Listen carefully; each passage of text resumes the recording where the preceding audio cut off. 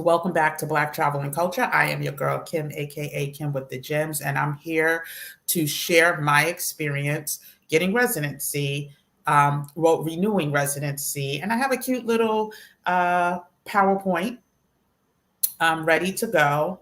And again, give me 1 second. I just want to make sure my audio is working. Let's see. And again, give me 1 second. I just want to make sure. Sounds so good. Won't you agree? Yes. So anyway, here we go. In 2020, earlier this year, January of this year, I received my temporary residency in Mexico, which is good for 1 year. After the 1 year process, or before the 1 year residency card expires, in order to continue residency as a temporary residency, I didn't qualify for permanent. You have to be close to retirement age now. Some people I know have slipped through the cracks depending on the consulate in the United States that they went to. So some people have slipped through the cracks and have been able to get their permanent residency, even if they didn't meet the official requirement deadline or a requirement, the official requirements for retirement. So unfortunately, that was not my case. I had to come back and renew before my expiration date in January. You can start the process 30 days before your expiration date, which I chose to do this year because one of the lessons, and I'll go over it in a second, that I learned from last year is that the holiday times, high season, especially around Christmas, New Year's, is not the best time to deal with government agencies here in Mexico. And it's for a lot of reasons. And let me be specific to the immigration experience that I had last year. Lots of people are here trying to do the same thing, whether it's temporary residency, permanent residency, regularization, life-changing events, like they got married to a citizen and now they want to also receive their citizenship or residency. It can lead to a backlog. And I experienced that last year when I decided to do everything myself. And so this year I said, give me 1 second. I want to, maybe this TV, if I turn it off. There we go.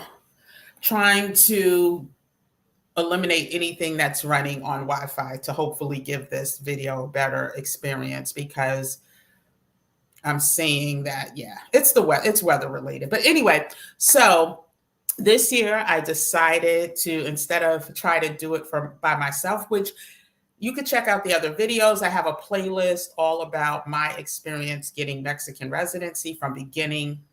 And now this is I won't say final. The final one would probably be my permanent residency, but there's like this would be like the fourth video that will be added to the playlist. And so you can check out the journey to Mexican residency, starting in the States all the way up until now, on my channel and on the playlist. But I decided this year to hire what is called a facilitator here to assist in the process. And I'm so glad that I did. Like I said, last year was great. It was a great learning experience. And I didn't think, I thought I had all the time. Well, I won't say all the time in the world, but I thought I had at least 3 months to get everything done, because I was, in Mexico for 3 months before, or so I thought, before having to return to the States. So let's just get into the process. I am going to share the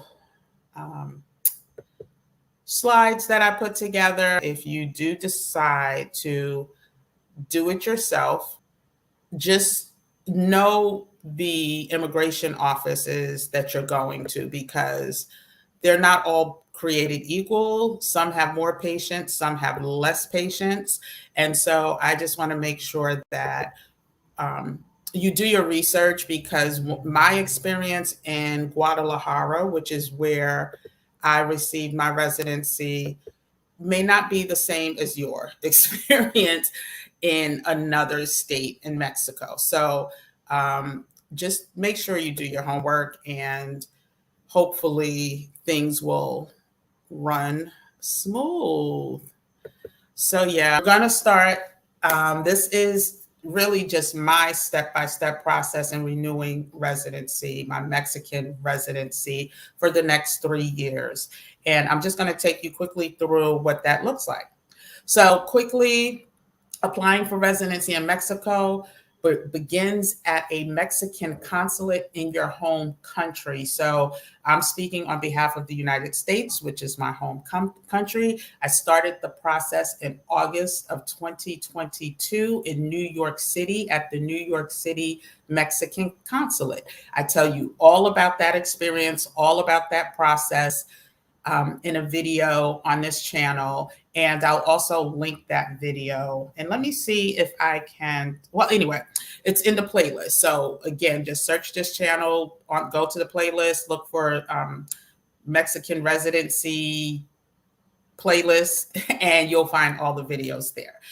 And then when you're here and when you're in Mexico and you want to renew your residency permit, or if you're abroad and want to renew your Mexican residency permit, the renewal process must take place in Mexico at the INM, which is short for Immigration Office. And they have immigration offices all across the country. So wherever you originally got your temporary residency is where you must renew, unless you plan to change your address. Like unless you moved and you want to change your address, that's doable, but that's a separate act. So you need to do that first and then go for renewal of your residency card. And so the one thing I thought in all of my research that was very interesting is that Mexico has over 53 consulates in the United States.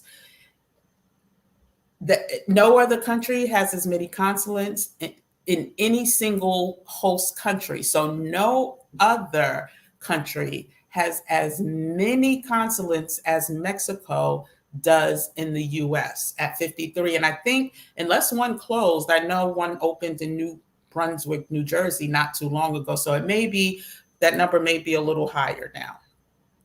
And this was me, step one. This was me at the New York City consulate in August of 2022. This is the day that I received, is this the day that I received? Yes, this is the day, the picture to the left is the day that I received my visa, which is the visa that allows you to come to Mexico to obtain your residency permit. And the picture to the right, this is from the video that I did after receiving my Mexican visa, and literally was super duper happy because I did this part on my own as well. Most people in the US do it on their own. They do the research and then they go to the consulate with the right paperwork. Again, I'm going to emphasize that every consulate acts differently. Not one consulate is the same. So something that is accepted at one consulate may not be accepted at another. Something that is processed in the same day at one consulate may take a week or two to be processed at another. Financial requirements may differ from consulate to consulate. So, and financial requirements meaning most people get approved based on economic solvency for residency. So one consulate, their economic solvency may be at one tier, one number, and another consulate may be another number for the same person. So do your research, do your homework, and make sure that you follow the rules. And I tell you, it will be less painful. Now, this was me in February of this year. So hear all about my process here in Mexico from January through February. It took me 30 days to actually receive the residency card. Some people call it a green card. It's no longer green, but it took 30 days. Now, some immigration offices go in the same day and come out the same day. There was a glitch in the system. There was some incomplete or miscommunications, let's just say. And again, I did this on my own, and I wanted to do it on my own because I wanted to understand the bureaucracy. If I plan to spend more time in this country, potentially, turn this into permanent residency, maybe live here permanently, I just needed to understand what the bureaucracy was like. And because I had the time, I said, let me go through the process. Now, you can always hire a facilitator to do the first part of your process and the second part. But if you speak, I will say this, if you are Spanish speaking and you speak fluent Spanish, you can do this without a facilitator. If you don't, then you may want to look into hiring someone. And this was my facilitator when I did the renewal last week. And the beautiful thing about her, first of all, she's like Don Diva in the immigration office in Guadalajara. She used to work there, and she also has a job at the university in Guadalajara that's based on immigration. So she is well connected. They adore her in there. And when I was going through the lengthy experience in January and February to get my card originally, a friend of mine had used her. Her name is Marnie. She's a sweetheart. Mari. A friend of mine had used her. And I reached out after the fact, after I had already set up my appointment and everything, to see if she could speed things up because there was emergency back in the States that I needed to get back to. So I had intended on staying in Guadalajara at least through March, but at the end of February, I had to get back. I knew I had to get back. And I reached out to her. Unfortunately, I was too far down the process. She couldn't do anything to speed it up, but we kept in touch. And the day that I went to pick up my card, she met me there because she knew the situation back in the States, and she sat with me and shared some of her stories that were similar to what I was experiencing.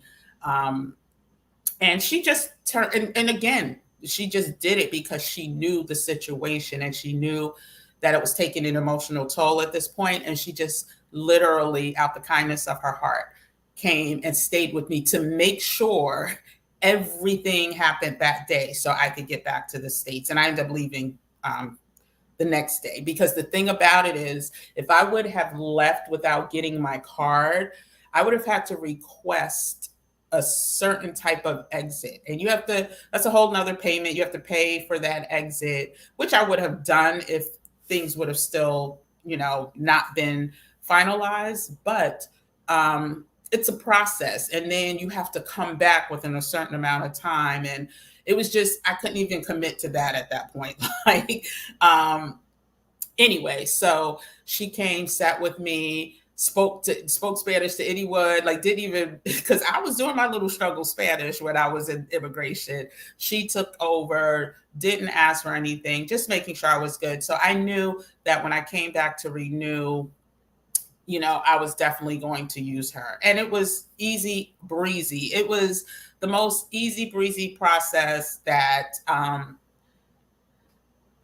could have ever imagined. And so I highly recommend her if you decide to renew in Guadalajara or get your residency in Guadalajara. And more about her will be in the description of this video. So what is required for renewal? There are certain documents that need to be submitted. And the great thing about having a facilitator, literally you send them a picture of your passport, you send them a picture of your immigration card, and confirm your address, and they fill out everything and they come prepared. And so I can't even show, these are my papers that are my, it's in Spanish. It's just, these are my confirmation papers that I renewed, paid the fee, et cetera, et cetera. But these are the things that are needed in most immigration offices. Some are changing, and we'll go through that too. So an online application. So you go online, there's an application that you must fill out for renewal. And I'll also leave the link to the Mexican immigration office where you can find these documents. And you have to fill it out, print the documents, and then sign them. There's a form called Formato Básico, which is a basic form that gives them additional information about you.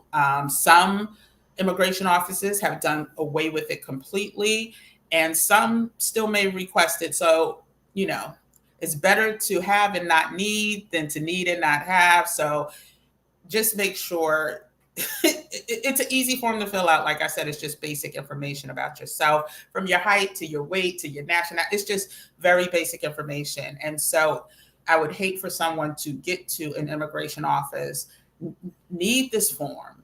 Some immigration offices will fill the form out for you, but others will be like, oh, you have to go fill it out, print it, and bring it back. And that's just wasted time. You also need your passport and a copy of the actual, your face, the page with your face and your number and all of that, your passport number. And then you need the application fee based on the number of years. And we're going to talk about that in a second and show you what that's like for 2023. It goes up every year. I'm glad I was able to do it in December, save a little bit of coin before the rates go up. Also, a copy of your residency card, your current temporary residency card. You need a copy of that, printed copy. If you're making copies, always make at least two. You just never know. Don't just, because they can say, oh, well, we need two.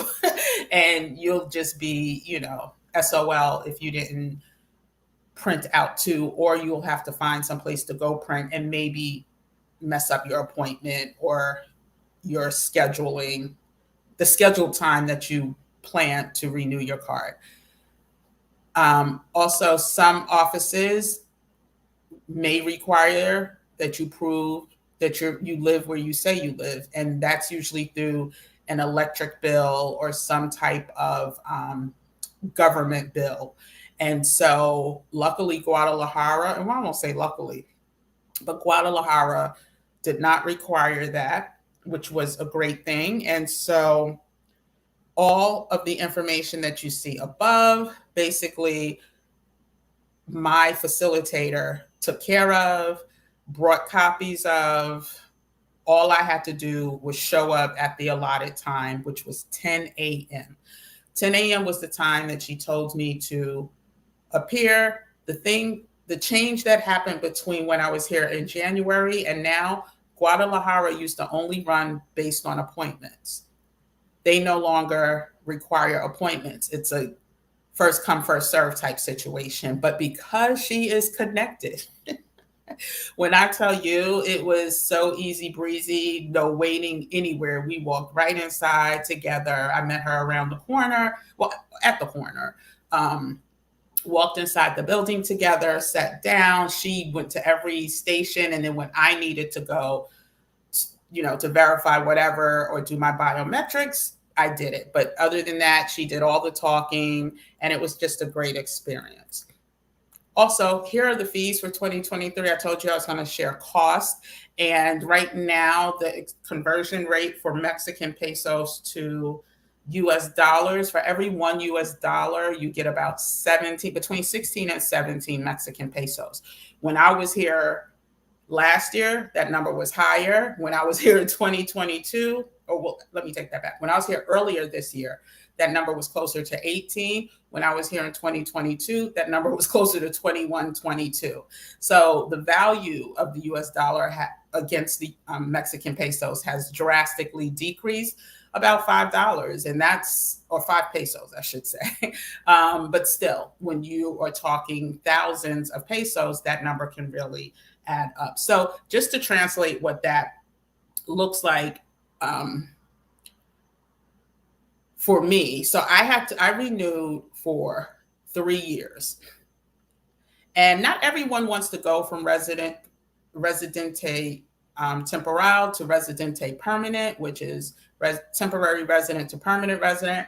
But if you do, after 4 years, your temporary residency will automatically, barring any issues in your past, anything that happens with you that will no longer qualify you for resident status, after 4 total years as temporary resident, you automatically get permanent residency after paying a fee, but you don't have to resubmit any documents proving your economic solvency or any of that. You just pay the fee, fill out some forms, and then you're a permanent resident.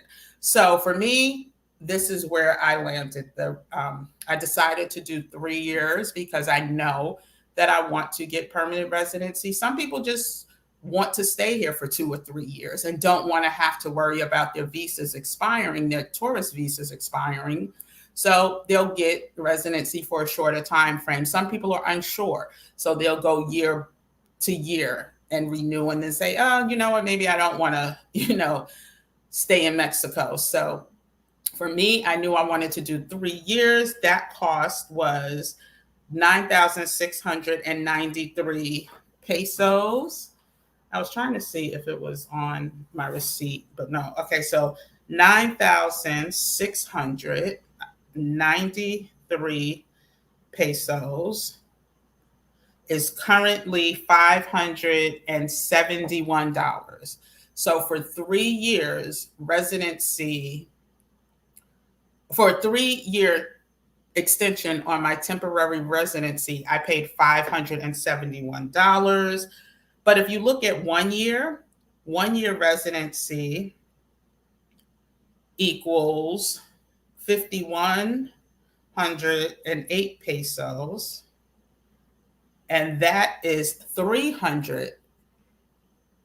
it's $301 at this time. So if you times that by 3, we're talking $900. If you do the 3 years now in advance, you're saving, 300 and change, which 300 and change US dollars. And that to me was a benefit in and of itself. The prices will go up each year. So in 2024, all these numbers will increase. They say 5 to 7, it could be 5 to 10%. So expect that those, and it's the Mexican guy, it could go higher. It's based off the wages, the minimum wage, and they calculate based on how much the minimum wage in Mexico increases, how much the cost of your residency card will increase. So yeah, so if you want to, and then some people don't want, like I said, don't want to go to permanent, so they'll do 4 years of temporary residency after their first year. You must complete 1 year before extending on your temporary residency card. They know a lot of people will get their residency cards and not want to, follow through. So they'll, just go on about their merry way, maybe move to another country, maybe stay in the States. But if you do want to extend, you have the option for extending 2 years, 3 years, or 4 years. Now, when it's time to exchange to a residente permanente, that is $6,226, which is still under $400. So that will, for 2023, yes, $367. So but in 3 years, it will be more than that. So let me screenshot this because I want to save this. By then, it probably will be over 400. So that's what I'm earmarking for 2020. When does it expire? They had it the exact date on here, but I think it's January, like January 11th or January 12th or January 13th, 2027. Yeah, 2027.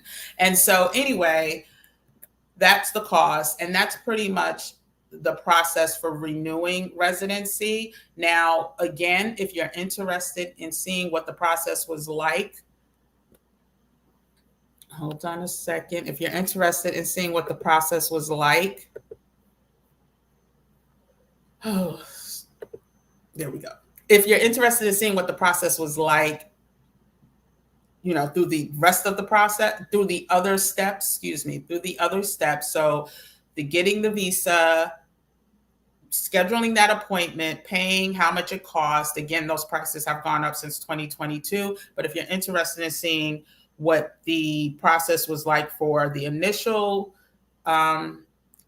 appointment with the consulate in the US, also wanting to see what the process was like when I first got to Mexico and had to trade in the visa sticker for temporary residency for 1 year, that's also part of the playlist. And then this video is the renewal. And of course, like I said, I'll come back when it's time, God willing, when it's time to renew for permanent residency. And so if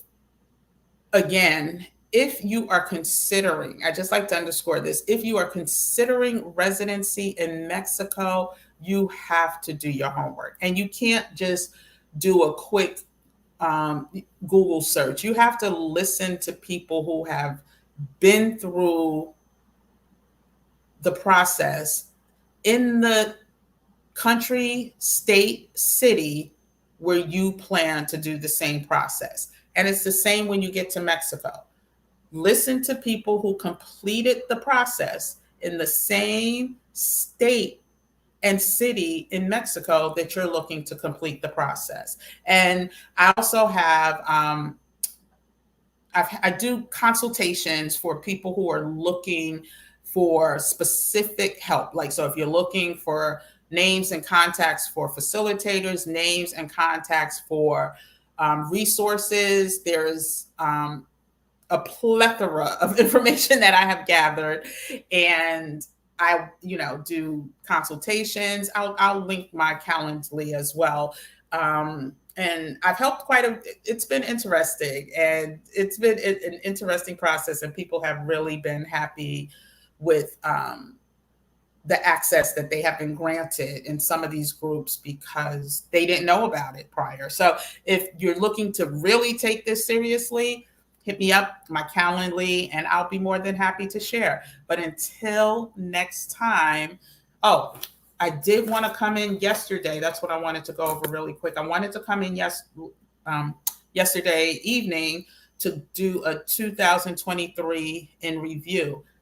The Wi-Fi wasn't Wi-Fiing the way it should have been Wi-Fiing. And so I'm going to try again this evening. And I'm going to set that time up for,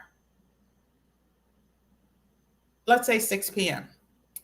Let's say 6 p.m. We're going to do a quick 2023 in review for Black travel and culture, the places we've been, the growth that we've had, the challenges that we've had, and then we'll do a quick peek into what's on the horizon for 2024. But until then, don't forget to like, comment, and subscribe. Again, the like is just to say, hello, I was here. The comment is to ask any questions that you may have about the process, and subscribe to the channel, because on this channel, we're talking all things wellness, travel, and finances. And it's all for the culture, to help move the culture forward based on real facts, not fiction. And so anyway, thank you for tuning in. Thank you for being a part of the community. If you are looking for looking forward towards a great 2024. And until next time, guys, take care. Bye-bye.